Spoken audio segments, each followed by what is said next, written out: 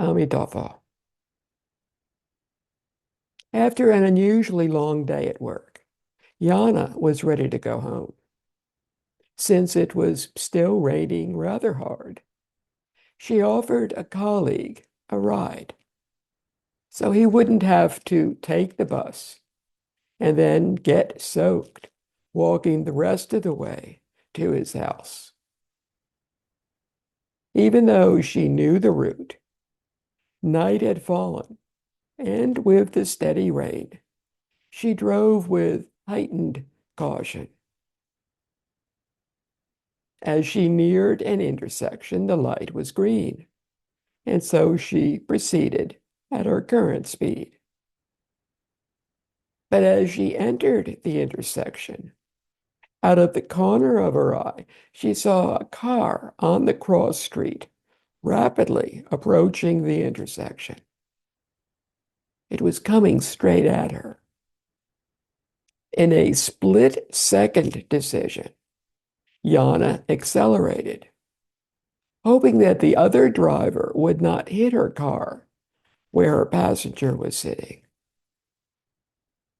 It worked, but the back of her car was not spared. After exiting the intersection and pulling over to the side of the road, she turned to her passenger and asked if he was okay. He reassured her that he was shaken, but otherwise all right. Yana grabbed her umbrella, got out of the car, and hurried over to the other vehicle. The driver, an older man, looked dazed, but when Yana asked if he was okay, he replied that he was unharmed. The rain did not let up. Taking his name and contact information, and noting that he lived in the area, she told herself she could get the insurance details another day. After learning his son was coming for him, she then returned to her car and waited until she saw the son's car pull up and stop. Then, slowly driving her now battered car, she dropped her passenger off at his house and managed to drive the rest of the way home. The next day, her sister took her to the man's house to get his insurance information.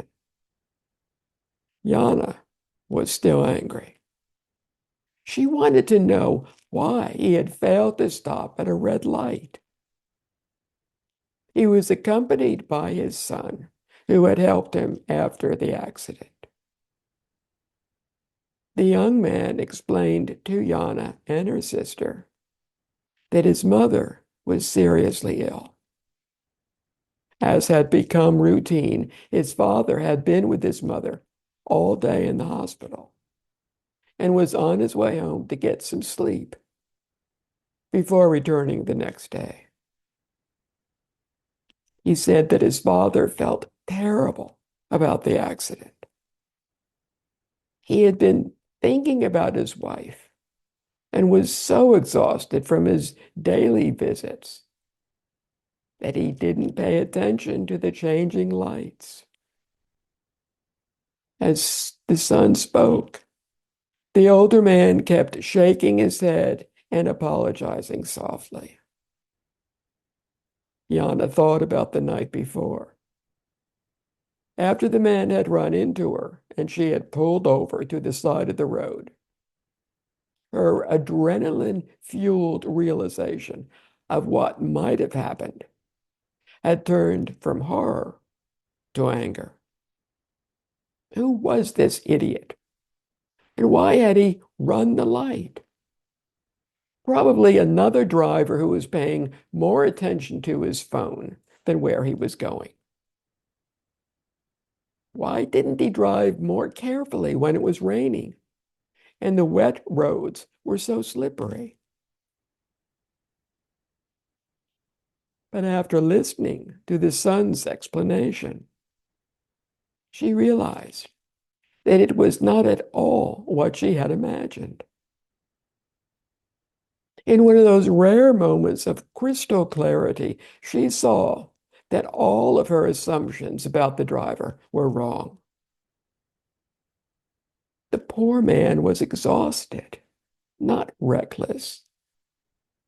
He was worried about his sick wife who was suffering. He wasn't driving around selfishly enjoying himself. Having completely misjudged the situation, Yana told herself that she had once again impatiently jumped to the wrong conclusion. And with thoughts running rampant, she had become angry. And worse, she was about to take her outrage out on this sweet man who kept murmuring, sorry. Yes, he did hit the back of her car, but that didn't justify yelling at him. Alarmed at how she had worked herself into such a state, she felt her irritation and impatience drain away. In their place was forgiveness for this exhausted man who had understandably made a mistake that led to an accident. Chagrined, she realized that she had to change. Allowing herself to reach a conclusion before she understood the situation and losing her temper wasn't good for her or those close to her, like her sister. But how and where to start?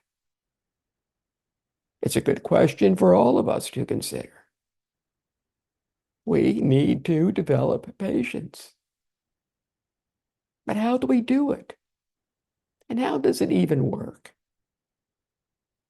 After hearing so many times how we should be more patient, such advice may begin to sound like an instruction to put up with a situation or tolerate an annoying person. But patience is so much more than gritting our teeth and keeping quiet.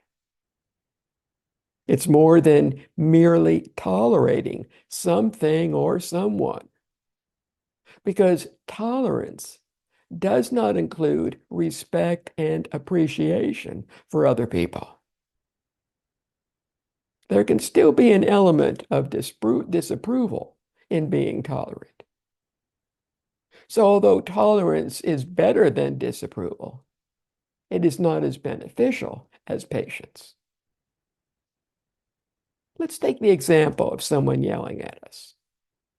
With patience, we can remain calm and not yell back, thus avoiding a shouting match. Very impressive. But how do we accomplish this? We can remind ourselves that while being yelled at is demeaning and can be stressful, it's not life-threatening. So we're not in any real physical danger. The only thing is that being hurt, and the only thing being hurt is our feelings. Feelings tend to be habitual patterns of how we react to different situations. They're not real either because they're constantly changing. We can choose not to accept the person's anger. We can view it like an item they're offering us, but a useless one for which we have no need. An emotional retort to the anger spewing at us would mean that we have acknowledged and accepted their gift of anger.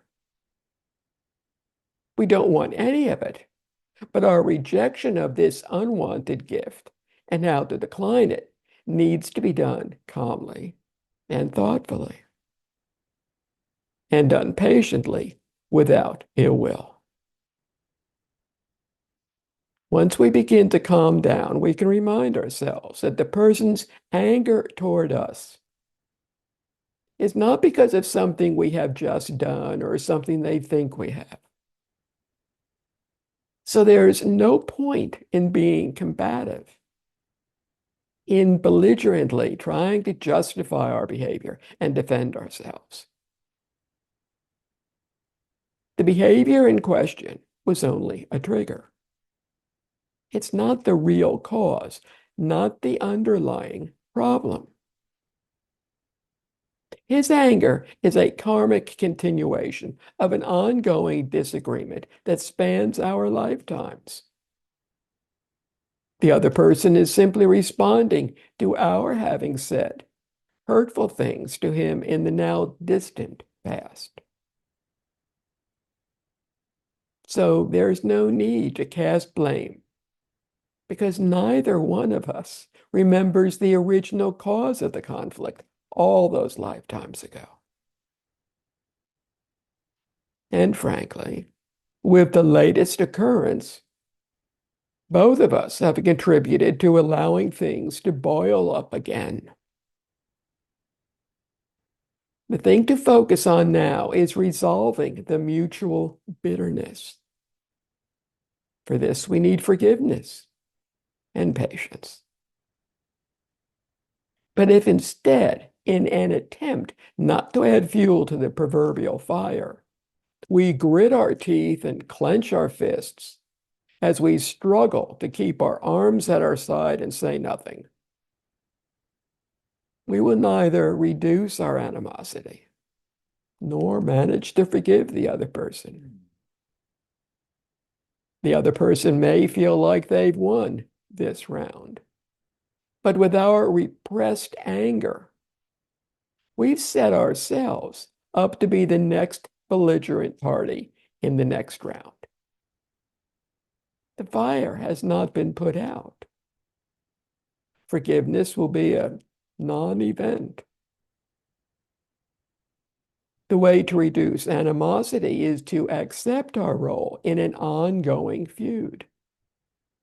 At some point, we did something wrong. If we hadn't, we wouldn't be here being berated. Things do not happen without a cause. When we are wrong, it is best to accept that fact and react calmly. It is crucial to remember and remind ourselves that we do not want to be caught up in an endless loop where each of us continues to hurt the other. In all likelihood, the other person does not understand the future consequences of continued hostility. We do. So we are the one who needs to end the hostility. Such an understanding would have helped Yana realize that the actual cause of the accident was not someone driving recklessly, not even someone unable to concentrate due to exhaustion and worry.